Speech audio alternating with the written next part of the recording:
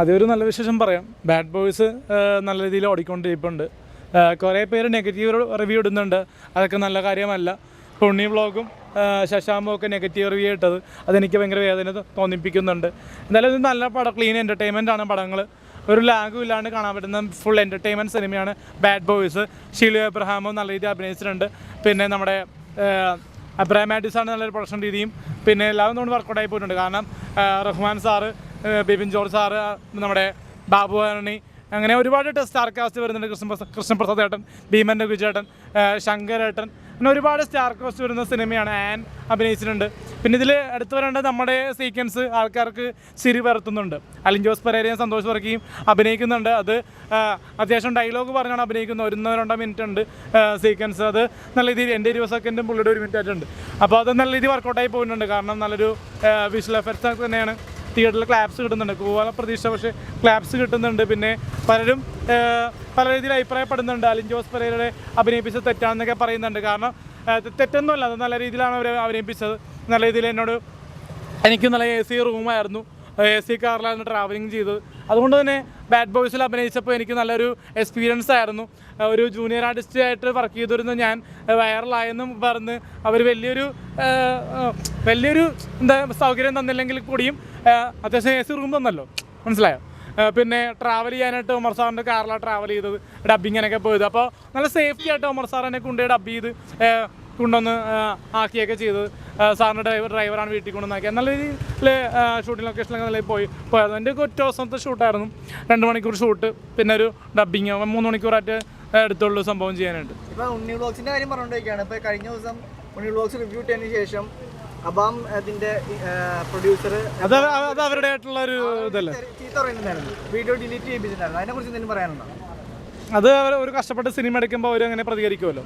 അല്ല, അപ്പം നമ്മുടെ അഭിപ്രായം പറയുന്നതിൽ തെറ്റുണ്ടെന്ന് തോന്നുന്നുണ്ടോ? അതിനെപ്പറ്റി എനിക്ക് വലിയ അഭിപ്രായം, അതിനെപ്പറ്റി എനിക്ക് വലിയ അഭിപ്രായമില്ല. റിവ്യൂവർ ആണല്ലോ, പബ്ലിക് റിവ്യൂവർ അല്ലേ, അതൊന്നും പറ്റിയൊന്നുമില്ല. വലിയതായിട്ട് ആനുകൂല്യമായിട്ട് സംസാരിക്കുന്ന വ്യക്തിയല്ലല്ലോ. സിനിമയെ കുറിച്ച് തന്നെയുള്ള റിവ്യൂ പറയുന്നത്. അപ്പോൾ അതേപോലെ ഇപ്പോൾ ഒരു ക്യാമറയുടെ മുമ്പിൽ പറയുമ്പോൾ അത് തെറ്റാണെന്ന് തോന്നുന്നുണ്ടോ എന്നുള്ള ചോദ്യം. റിവ്യൂ പറയുന്നത് തെറ്റാണോ? കുറേ പേരൊക്കെ നമ്മൾ തല്ലാനും പറ്റുന്നുണ്ട്. ഇപ്പോൾ ആവശ്യമില്ലാണ്ട് ഇപ്പോൾ ബ്രൈറ്റ് എന്ന് പറഞ്ഞ വ്യക്തിയൊക്കെ നമ്മളെ ഉപദ്രവിക്കാനൊക്കെ നോക്കുന്നുണ്ട്. അപ്പോൾ അവരൊക്കെ വേറൊരു വാർത്ത കണ്ടത്, താങ്കളുടെ അമ്മയുടെ ജോലി പോയെന്ന് പറഞ്ഞൊരു വാർത്ത ഉണ്ടായിരുന്നു, അത് സത്യമാണോ? നമ്മളൊക്കെ ആർക്കും ഇഷ്ടമില്ല. നമുക്കൊരു 5 പൈസ ചായ കുടിക്കാൻ പോലും ഗതിയില്ലാത്തൊരു സമയങ്ങളായി ഇപ്പോൾ. കാരണം ഓരോരോ ഗതികെട്ടുന്ന സമയത്ത് ഓരോ പൈസകളും കടം വന്ന് പരിഹരിക്കണേ, മനസ്സിലായി. അപ്പോൾ അതുകൊണ്ട് ദാരിദ്ര്യമരത്തിൻ്റെ മുങ്ങി നിൽക്കുകയാണ്. അപ്പോൾ എന്നാലും അത്യാവശ്യം ഷോർട്ട് ഫിലിമിൽ നിന്ന് പൈസ കിട്ടുന്നുണ്ട്, മനസ്സിലായോ? അമ്മയുടെ ജോലി പോയെന്ന് സത്യമായ ഒരു വാർത്തയാണത്. ഭയങ്കരമായിട്ട് വിഷമിക്കുന്നുണ്ട്. കാരണം എനിക്ക് അമ്മ ജോലി ചെയ്യുന്ന പൈസയിൽ നിന്ന് ഒരു പകുതി പൈസ കയ്യിൽ തരുമെന്ന് ഓർത്തിട്ടില്ല നമ്മൾ ഇപ്പോൾ ഈ ന്യൂസ് പുറം ലോകത്തേക്ക് എത്തിക്കുന്നത്. കാരണം ജനിപ്പിച്ച തന്തയും തള്ളയും അവരൊക്കെ ഒരു എന്താ പറയുക, ഒരു കരുതൽ കൊടുക്കണമല്ലോ. അപ്പോൾ അതുകൊണ്ടാണ് നമ്മൾ സപ്പോർട്ട് ചെയ്യുന്നത്. കാരണം അമ്മയും അച്ഛനും കഷ്ടപ്പെട്ട് ജോലിക്ക് പോയി. അപ്പോൾ അമ്മയുടെ ജോലി നമ്മൾ കാരണം തെറിക്കുന്നത് മോശപരമായ കാര്യങ്ങളാണ്. താങ്കൾ കാരണമാണ് അമ്മയുടെ ജോലി പോയത്? താങ്കൾ കാരണമാണ് അമ്മയുടെ ജോലി പോയത്?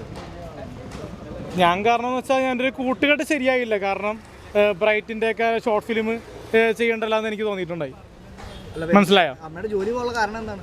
കാരണം വെച്ചാൽ തന്നെ അലിയേട്ടനെ പിന്നെ ഡാൻസ് ചെയ്തില്ലായിരുന്നെങ്കിൽ എനിക്ക് ഇത്രയും പ്രശ്നം ഉണ്ടാവില്ലായിരുന്നു. കാരണം എനിക്ക് ഇത് പറയുമ്പോൾ ചിലപ്പോൾ അവൻ എന്നെ തല്ലാൻ വരുമായിരിക്കും. അതിപ്പോൾ പോലീസും കോടതിയൊക്കെ ഉണ്ട്, അതൊക്കെ നോക്കിക്കോളൂ, മനസ്സിലായോ? ഇത് നാളെ കട്ട് ചെയ്താലും ഞാൻ എൻ്റെ ലൈവിലായിട്ട് ഞാൻ പോകാൻ തയ്യാറാണ്. കാരണം എനിക്ക് ഭയങ്കര വിഷമമായിട്ട് തോന്നുന്നുണ്ട്, മനസ്സിലായോ? എനിക്ക് അവനോട് വലിയ ദേഷ്യമൊന്നുമില്ല. എന്നോട് ദേഷ്യപ്പെടേണ്ട ആവശ്യമില്ല. അവന് ഞാനുമായിട്ട് അത്യാവശ്യം ജൂനിയർ ആർട്ടിസ്റ്റായിട്ട് നമ്മളാണ് അവനെ പരിചയപ്പെട്ടത്. പിന്നീടാണ് ഷോർട്ട് ഫിലിം ഡയറക്ടറൊക്കെ ചെയ്ത്.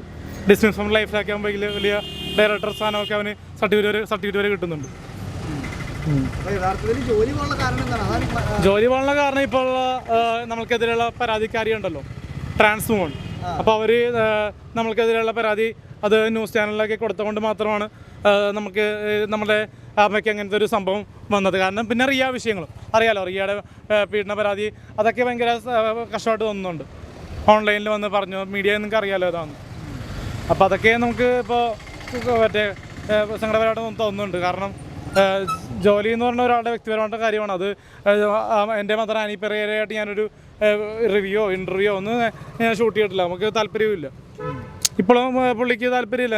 എന്നാലും ഞാൻ പറഞ്ഞിട്ടാണ് സമ്മതിച്ചിട്ടാണ് ഈ ഇൻ്റർവ്യൂ ഞാൻ കൊടുക്കുന്നത്.